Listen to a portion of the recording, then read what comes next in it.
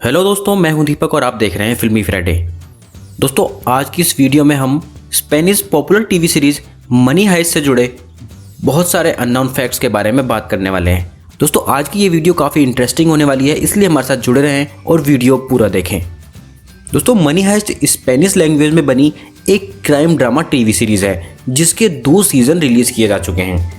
हर season को 2-2 parts में दिखाया गया है, यानी कि अभी तक इसके कुल 4 पार्ट्स रिलीज़ हो चुके हैं, जबकि इस सीरीज के 5वें पार्ट को लेकर पहले ही अनाउंसमेंट की जा चुकी है और ये साल 2021 में रिलीज़ किया जा सकता है। दोस्तों, मनी हाइस्ट टीवी सीरीज की स्टार कास्ट की बात करें तो इसमें सभी स्पेनिश एक्टर्स ही नजर आए हैं। सीरीज में एल्वेरो मोर्ते सर्गियो मर्कीना यानी कि प्रोफेसर के रोल में नजर आए हैं, जिसने अपनी पूरी लाइफ रॉबरी के प्लान को तैयार करने में लगाई है। प्रोफेसर मास्टरमाइंड है जो अपनी टीम के साथ रॉयल मिंट ऑफ स्पेन और बैंक ऑफ स्पेन में चोरी करने का प्लान बनाता है। बाकी स्टार कास्ट की बात करें तो प्रोफेसर की टीम के सभी मेंबर्स के नाम दुनिया भर के अलग अलग देशों और शहरों के नाम पर दिखाए गए हैं। इनमें टोक्यो, बर्लिन, मॉस्को, नायरोबी, रियो, डेनवर, हेलसिंकी जैसे नाम शामिल हैं। इनके अलावा क्या आपको प्रोफेसर का निकनेम पता है? शायद आप में से काफ़ी लोगों को इसके बारे में नहीं पता होगा। वैसे सीरीज में इंस्पेक्टर रकेल मोरिलो प्रोफेसर को साल्वा कहकर बुलाती है, लेकिन असल में प्रोफेसर का निकनेम सेल्वेडोर होता है। सीरीज में दिखाया गया है कि प्रोफेसर और उसकी टीम चोरी का ऐसा प्लान बनाते हैं कि जिससे किसी को कोई भी नुकसान नहीं होगा और आम जनता भी आखिर में उन्हें मसीहा मानेगी।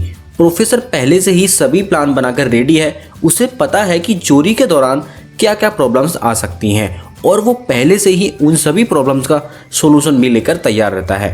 ये प्लान काफ़ी हद तक कामयाब भी रहता है, लेकिन इसी बीच सीरीज में कई जगह टर्न और ट्विस्ट भी नजर आते हैं जो व्यूवर्स को आखिर तक बांधे रखते हैं। सीरीज में अभी तक दिखाया गया है कि प्रोफेसर और उसकी team Royal Mint of Spain में चोरी करने में कामयाब हो जाते हैं, लेकिन बैंक ऑफ स्पेन से बाहर निकलना इनके लिए बेहद ही मुश्किल नजर आ रहा है। सीरीज के 5वें पार्ट में ही हमें आगे की स्टोरी के बारे में पता चलेगा।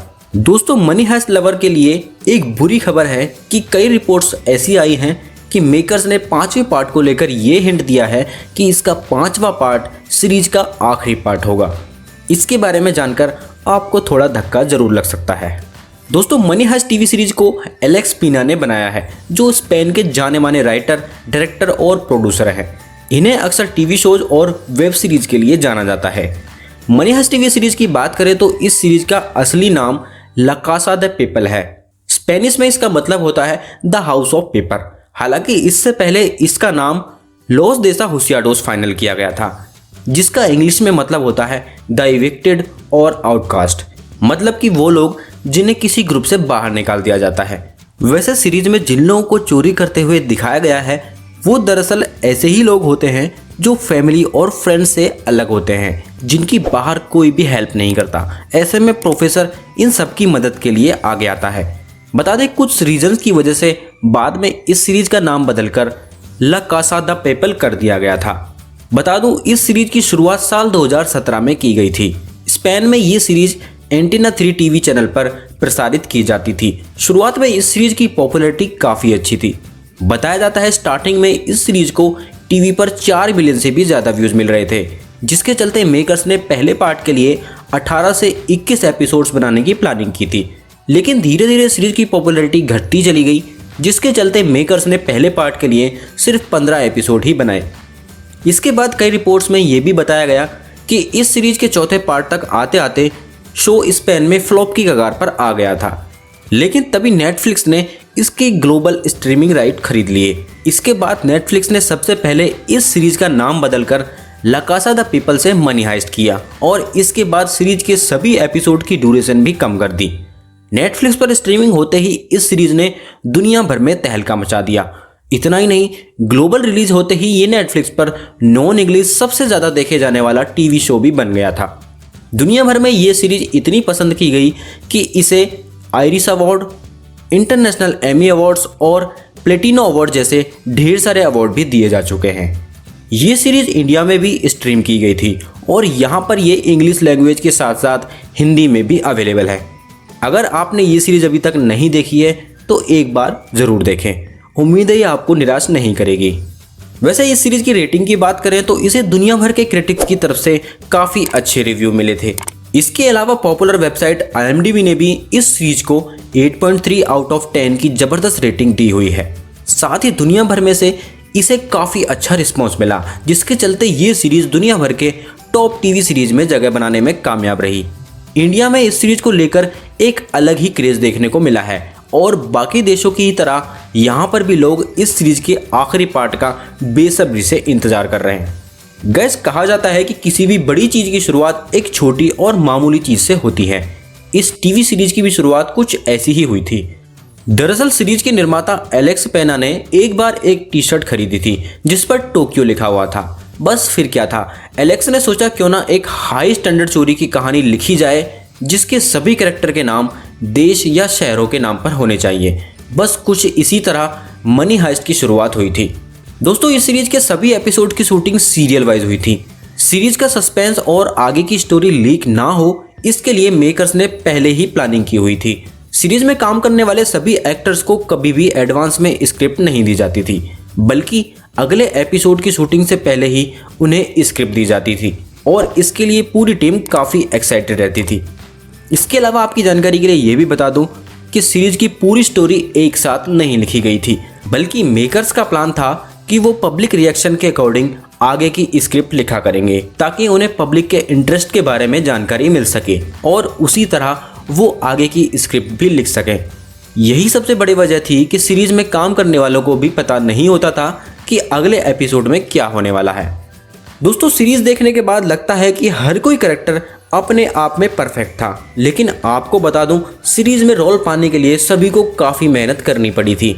जी हाँ, सीरीज का मेन कैरेक्टर सर्गियो मर्कीना यानी प्रोफेसर की बात करें तो उन्हें ऑडिशन के टाइम पर रिजेक्ट कर दिया गया था, लेकिन उन्हें हर हालत में ये रोल लेना था, जिसके लिए उन्हें कई सारे ऑडिशन देने पड़े थे, तब जाकर उन्हें ये रोल मिल पाया था। इसके अलावा सीरीज में डेनवर की हंसी देखकर आप सभी जरूर हैरान रह गए होंगे। देखकर तो यही लगता है कि ये उनकी एक्टिंग का अंदाज था, लेकिन ये सच नहीं है। डेनवर की हंसी पूरी तरह से स्क्रिप्टेड थी। शूटिंग के दौरान उन्हें कहाँ और कितना हंसना है ये सब कुछ पहले से ही लिखा हुआ था। दोस्तों, इस सीरीज में जो रॉयल मिंट ऑफ स्पेन दिखाया गया है वो असली नहीं है। बता दूं, मेकर्स ने असली रॉयल मिंट ऑफ स्पेन में शूटिंग करने की परमिशन मांगी थी, लेकिन उन्हें ये परमिशन नहीं मिल पाई, जिसके बाद मेकर्स को ठीक रॉयल मिंट ऑफ स्पेन जैसा सेट तैयार करना पड़ा था। इसी तरह टीम ने बैंक ऑफ स्पेन को भी तैयार किया था। गैस, सीरीज के तीसरे और चौथे पार्ट में दिखाया गया है कि बैंक ऑफ स्पेन के अंदर एक बड़े से लॉकर में काफ़ी सारा गोल्ड रखा हुआ है, जिसमें एक टेक्निक इस्तेमाल की गई है कि अगर कोई भी उसके साथ छेड़छाड़ करता है तो उस लॉकर में पानी भरना शुरू हो जाता है। बताया जाता है ओरिजिनल बैंक ऑफ स्पेन के अंदर भी ऐसा ही गोल्ड रखा हुआ है और कुछ इसी तरह की ही टेक्निक इस्तेमाल की गई है। गाइस, इस सीरीज में कई जगह बेला चाओ गाना सुनने को मिलता है, जिसके बारे में बताया जाता है कि ये गाना 19वीं शताब्दी के फेमस इटालियन फोक सॉन्ग से लिया गया है। बताया जाता है वर्ल्ड वॉर 2 के दौरान इस गाने को वहाँ के लोग बेनिटो मुसोलिनी के खिलाफ इस्तेमाल करते थे। इसके बाद ये गाना दुनिया भर में फेमस होने लगा और धीरे धीरे काफ़ी लोग अपने हार्ड और टफ टाइम में यही गाना गाते थे। इतना ही नहीं, इस गाने को अभी तक दुनिया भर में कई टीवी शोज, वेब सीरीज और फिल्मों में भी इस्तेमाल किया जा चुका है। बल्कि मनी हाइस्ट की रिलीज के बाद तो ये ऑडियंस का फेवरेट गाना बन चुका है। दोस्तों, मनी हाइस्ट सीरीज से जुड़ी ये जानकारी आपको कैसी लगी कमेंट बॉक्स में कमेंट जरूर करें। दोस्तों, अगर आपने ये सीरीज देखी है तो आप कमेंट बॉक्स में कमेंट करके जरूर बताएं कि इनमें से आपका फेवरेट कैरेक्टर कौन है। आई होप ये जानकारी आपको जरूर पसंद आई होगी, इसलिए वीडियो को लाइक और शेयर करना बिल्कुल ना भूलें। इन फ्यूचर ऐसी ही वीडियो देखने के लिए फिल्मी फ्राइडे को सब्सक्राइब करें, साथ ही बेल आइकन को प्रेस करना बिल्कुल ना भूलें ताकि आने वाली वीडियोस की नोटिफिकेशन आपको तुरंत मिल सके। दोस्तों, वीडियो देखने के लिए आपका बहुत बहुत धन्यवाद। आपका दिन शुभ हो।